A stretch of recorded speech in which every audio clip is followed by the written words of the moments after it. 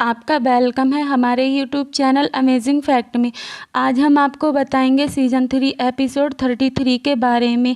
वहाँ से हलीना आती हैं और वहीं पर विश इब्लीस भी आ जाता है। वो कहता है कि हलीना, मैं आपसे शादी करना चाहता हूँ और मैं आपसे प्यार करता हूँ। हलीना मना करती है। हलीना कहती है, ये मेरे लिए इज़्ज़त की बात है, लेकिन मैं शौक़ में हूँ, ये कैसे हो सकता है। वहाँ वो फिर यही बात बार बार कहता है पर वो नहीं मानती है। फिर वहाँ पर एक सिपाही ख़त लेकर आता है और कहता है कि अर्तुगरुल साहब का ख़त आया है। वो पढ़ता है, ख़त को देखता है, उसमें लिखा होता है कि अर्तुगरुल साहब औराल और आलियार साहब की इत्तेहाद के लिए आते हैं। वहाँ पर वो ख़त गुस्से में फेंकता है और चला जाता है। वहीं ख़त हलीना उठा लेती है, आग के ढेर से ख़त पढ़ती है कि औराल साहब का इत्तेहाद होगा और वहाँ पर अर्तुगरुल साहब आएंगे उनको मुबारकबाद देने।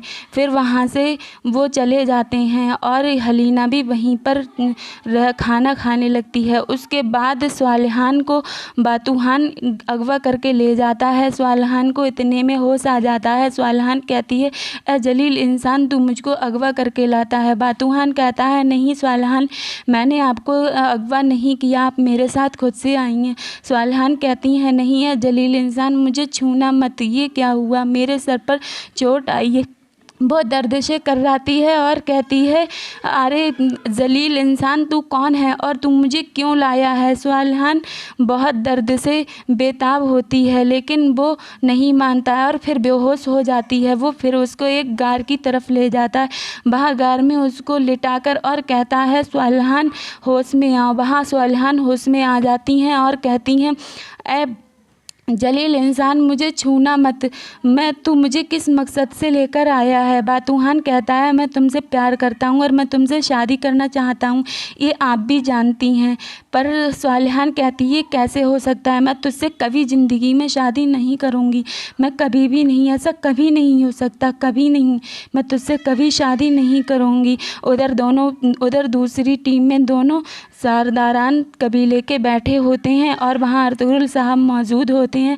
हज़रत अमीर भी मौजूद होते हैं, औराल भी होते हैं और आलियार भी होते हैं। आलियार का इत्तेहाद होता है और औराल की गलतियाँ निकाल कर उनके सामने रखी जाती हैं। मजबूरी में हज़रत अमीर औराल साहब को वहाँ से हटा देते हैं और आलियार साहब को इत्तेहाद करते हैं। इत्तेहाद मिलने के बाद कुछ लोग उनको मुबारकबाद देते हैं। दोनों कबीले के लोग बहुत खुश होते हैं और सब बारी बारी से उनको मुबारकबाद देते हैं। उसके बाद अर्तुगरुल साहब उनसे मिलते हैं और कहते हैं, आपका इत्तेहाद आपको मुबारक हो और आपकी नई सरदारी आपको मुबारक हो। आप हमेशा अच्छे से काम करते रहना और हमेशा अपने वतन का ख्याल रखना। फिर वहाँ से वो चले जाते हैं। फिर हज़रत अमीर के खेमे में आते हैं और हज़रत अमीर से कहते हैं कि ये बहुत आपने पहली बार अच्छा काम किया है। हज़रत अमीर कहते हैं अर्तुगरुल साहब से कि आपको फिर भी मेरे काम पर भरोसा नहीं था और साथ आप भरोसा करते भी नहीं। पर अर्तुगरुल साहब कहते हैं, उम्मीद करें कि मैं आप पर भरोसा कर पाऊँ।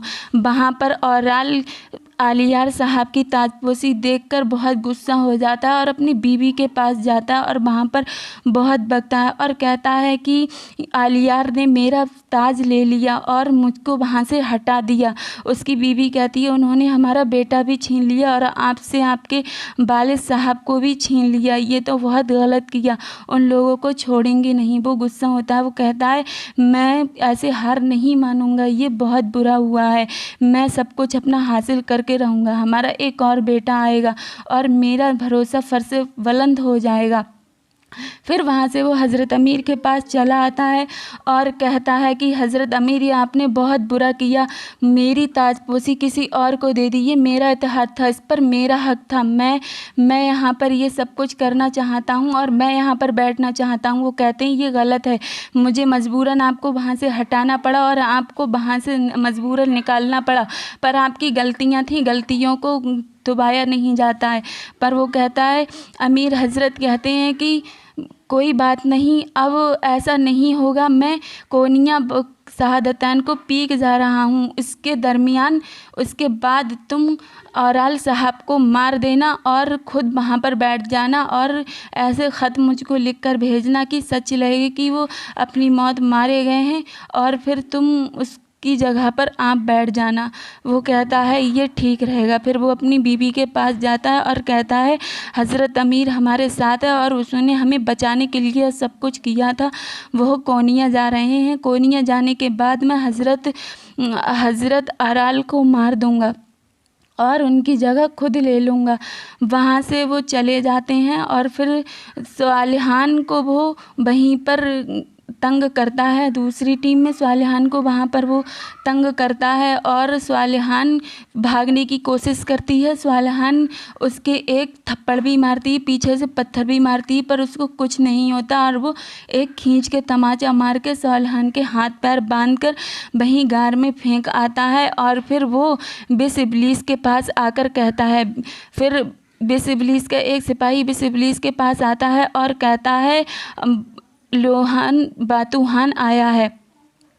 बिस इब्लीस बातूहान को अपने पास बुलाता है, कहता है बातूहान करीब आओ। बातूहान करीब आता है और कहता है बिस इब्लीस मुझे आपकी ज़रूरत है। बिस इब्लीस हंसता है और कहता है मेरी ज़रूरत तुझे कैसे है। बातूहान कहता है मुझे औराल को और आलियार को दोनों को ही मारना है। बिस इब्लीस कहता है बता दें कि मेरे ध्यान में तुम आज तक आराल के ही कुत्ते थे, जो आराल कहता था वही मानते थे। आराल के कहने पर तुमने खून किए हैं, आज आराल को ही धोखा दे रहे हैं। आराल ने कुत्ते ने मुझे धोखा दिया है। वो मेरे उस पानी फेरता है किए पर और मैं ये बर्दाश्त नहीं कर सकता। मुझे सालिहान से शादी करनी है, आप मेरा साथ दें, मुझे कुछ सोने की मोहरें दें और मैं यहाँ से रवाना होकर आराल साहब को और आलियार को मार देता हूँ। फिर कहता है बिस इब्लीस कहता है मेरा इसमें क्या फ़ायदा है, तुम उनको मार दोगे पर मेरा इसमें क्या फ़ायदा है। वो कहता है जो भी कुछ होगा हम अर्तुगरुल साहब के खेमे को लूटेंगे, अर्तुगरुल साहब के कारोबार को लूट लेंगे और उनकी सोने की खान को लूट लेंगे। सोने की खान से जो सोना मिलेगा हम उससे आधा आधा कर लेंगे और दोनों बांट लेंगे। वो इतने में खुश हो जाता है, सोने की मोहरें देता है और बातूहान वहाँ से चला आता है। उसके बाद अर्तुगरुल साहब अपने वतन अपने कबीले में वापस आते हैं। वापस आने के बाद कहते हैं कि वहाँ पर उनकी अम्मी हैमा खाला और हलीमा सुल्तान और सब लोग होते हैं। वो देखकर उन्हें खुश हो जाते हैं और कहते हैं मुबारक हो आपको, आपने जीत हासिल करी, ये आपका सफ़र बहुत अच्छा रहा। हमें इस बात की, हैमा खाला कहती हैं बेटा हमें इस बात की बहुत खुशी है कि आप सही सलामत वापस आए और फ़तेह हासिल करके आए। वो अर्तुगरुल साहब कहते हैं हाँ अम्मी जान, ये तो बहुत खुशी की बात है, मुझे अच्छी फ़तेह हासिल हुई है और इसलिए मैं एक जश्न करना चाहता हूँ, आपको कोई परेशानी ना हो। हलीना खातून कहती हैं अरे हज़रत हुजूर अर्तुगरुल साहब आप ये क्या कहते हैं, हमें कोई परेशानी नहीं होगी। ठीक है हम जश्न की तैयारी करते हैं, आप तब तक इन लोगों में बैठकर बातें कीजिएगा। वहाँ पर उनका बेटा कहता है अम्मी जान मैं अब्बू के साथ ही बातें करूँगा। वो कहता है हाँ ठीक है आप इसको संभालिए, मैं जाती हूँ। और वो इतने में उस बच्चे से बातें करते हैं और उनसे कुछ पूछते हैं, वो बताते हैं फटाफट। फिर उसके बाद में बातें करते हैं कि वहाँ पर हमने फ़तेह हासिल की और हमने सब कुछ हासिल कर लिया है, हमारा कारोबार अच्छा चल रहा है।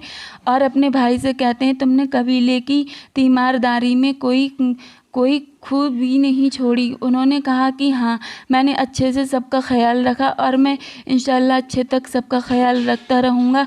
हमारे यहाँ दोनों कबीले ठीक हैं और खूब अच्छा माहौल है और अमन का चैन का माहौल है।